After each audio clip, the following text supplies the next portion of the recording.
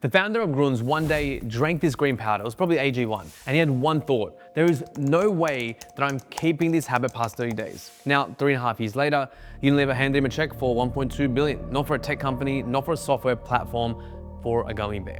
Now, I built my own brand from 0 to 90 million in 4 years. I've coached 300 brands in the last 12 months alone. And what Grüns did is the clearest blueprint I've ever seen how to build a brand and dominate a category and eventually sell it. And because they didn't win by having the best supplement, they won by solving a completely different problem to everyone else in the market. And that one decision changed everything. So in this video, I'm gonna break down the 5 moves that took Grüns from 0 to $1.2 billion in under 4 years, so you can steal exactly what works for them, implement it into your brand right now. So Chris, the founder, launched Grüns after recognizing the supplement industry's biggest barrier wasn't really awareness, it was adherence. It was the habit forming to consistently take these supplements. Nobody was struggling to find green supplements. They were absolutely everywhere, but they were struggling to keep taking them consistently. So we spent a year thinking about how to address the problem, aiming to provide a much more attractive format and flavor alternative. The result was a single pack of sachet gummy bears made from 60 whole food ingredients, no artificial flavoring, with a taste of strawberry, right? Very simple. And that's the whole game right there. Now, most founders solve the product problem, but Grüns, they solve the behavior problem. And this is why it matters, because for your brand, the supplement that you actually take every single day is worth 10 times more than the supplement you take once or twice. Retention isn't about marketing strategy, it's about product strategy.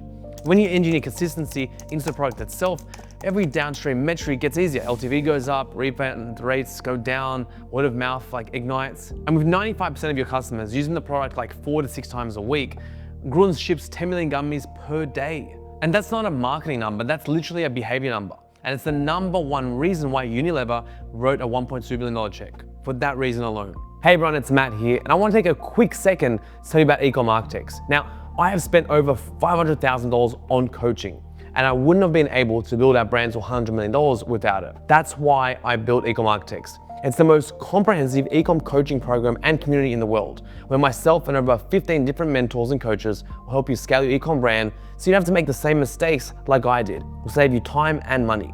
We'll provide you all the SOPs, the playbooks on everything you need scaled to $1 million a month plus, including product development, creative strategy, CRO, Facebook, leadership, international market expansion, you name it, we've got it. I built this for impact, not for profit, so it's so affordable, there's no contracts, and we guarantee to increase your revenue in 90 days or your money back. So click the link below in the description to learn more.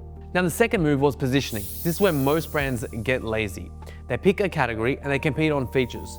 More ingredients, maybe a lower price, maybe better packaging. But that's all surface level stuff. Grüns didn't compete on features.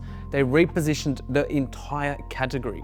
Chad said, we talk to customers and our consumers in a fun, friendly way that's a bit sassy. And he was against attaching Grüns to specific ingredients despite, taking their efficacy and clinical studies very, very seriously. They just didn't want to be like that. That's counterintuitive in wellness, where every brand talks about the bioavailability and the ingredient stacking. Grüns said, we're not the supplement you should take, we're the supplement you want to take. Again, the positioning is so different than the norm. And that one positioning move unlocked a completely different customer base, right? Completely different customer base that wasn't marketed to. And Chad told modern day retail that the vast majority of Grüns customers are completely net new to the supplement category. Just think about that. They've never taken supplements before, now they're taking it. Why? Because you improve the experience. They weren't even taking anything before, and now they're taking Grüns. So you think about the new audience and new market he had to go after, the TAM that he increased for himself. Think about that. They didn't steal the market from share of AG1. They expanded the market. They grew the category. That's how you get acquired for a premium multiple, not by taking existing customers from competitors, but by bringing in customers that nobody else could even reach. That's how they grew so quick. And the lesson for your brand is that whenever in your category is talking to the same customer, try and find the customer that nobody's talking to. Then build your positioning around their language, not your product's features. That is key. And then pillar 3 is the marketing engine. Now, Grüns didn't just run ads, they ran 6 different businesses inside one product essentially.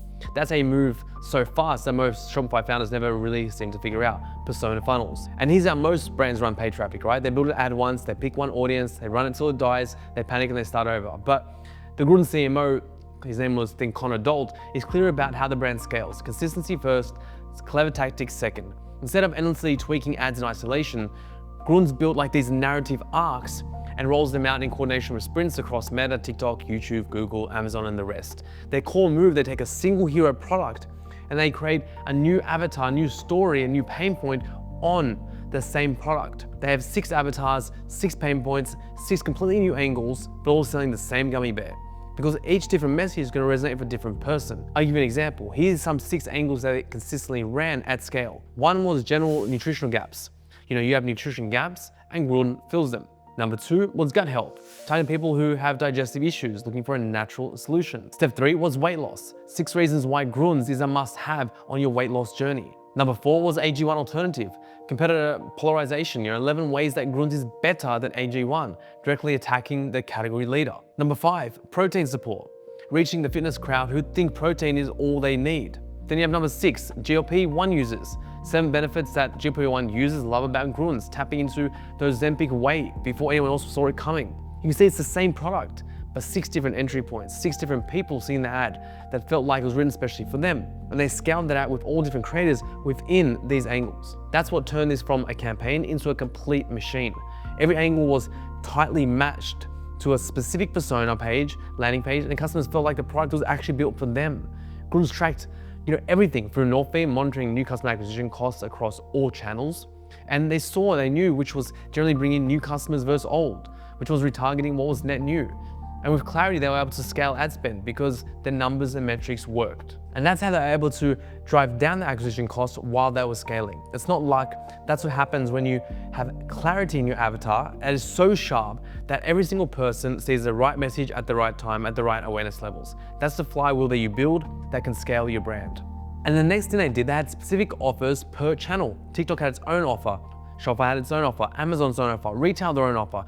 They crafted offers that were irresistible for each channel to maximize the acquisition methods. And then when you create more angles and more funnels to more people, this is how the ecosystem works once again. This is how you get that massive scale. This is how they did it. So when you zoom out, they did more angles to more funnels, to more offers, to more people. It's as simple as that. That's how you generate scale. So the lesson here isn't to ask, how do I get more customers? It's start asking which version of my customers or avatars or problems or use cases and I'm not actually speaking to yet.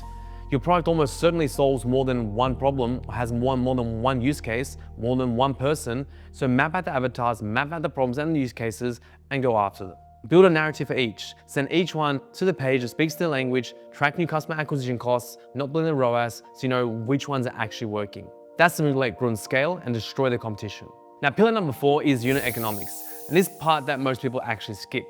Now, this is the part that made Unilever very confident to pay 4 times revenue for a 3-year-old brand. It's pretty simple, and we're gonna walk through it right now. So Chad was noted saying that the CAC to LTV GP, meaning that lifetime gross profit of the customers was 3:1, meaning that they made 3 times more gross profit from every single customer than it cost them to acquire. And at those numbers, then you can scale and spend into it. Their payback period was, very efficient, and that allowed them to scale faster than anyone else. Why? Because they could afford to spend more on acquiring a customer than anyone else. Why again? Because the product has such a great habitual mechanism that they stay longer than any other product.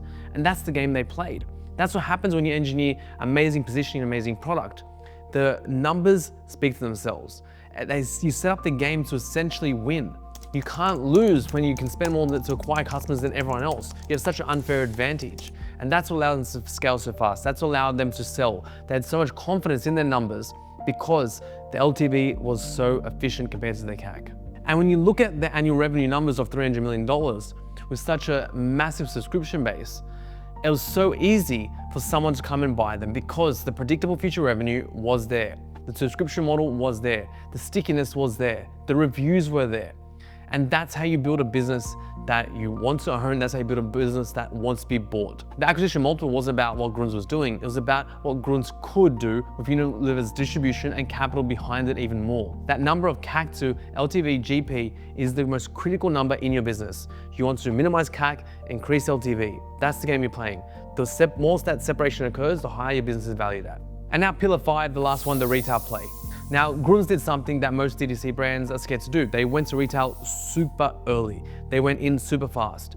And the company made retail expansion milestones, launching with Sprouts in December 2024, entering Target February 2025, nationwide across all 1,900 locations, then 3,500 Walmart stores, Sam's Clubs, you name it, they were in it. It was insane at the speed they were doing it at. And bear in mind, they were able to do this because they had low operational drag with that one SKU. But here's the insight most people miss and why it worked. The DC brand didn't go retail and lose its identity. The brand stayed digitally native, social first, creator-led, designed for impulse discovery, and they used retail as an amplification process that they can capture all the awareness they were generating.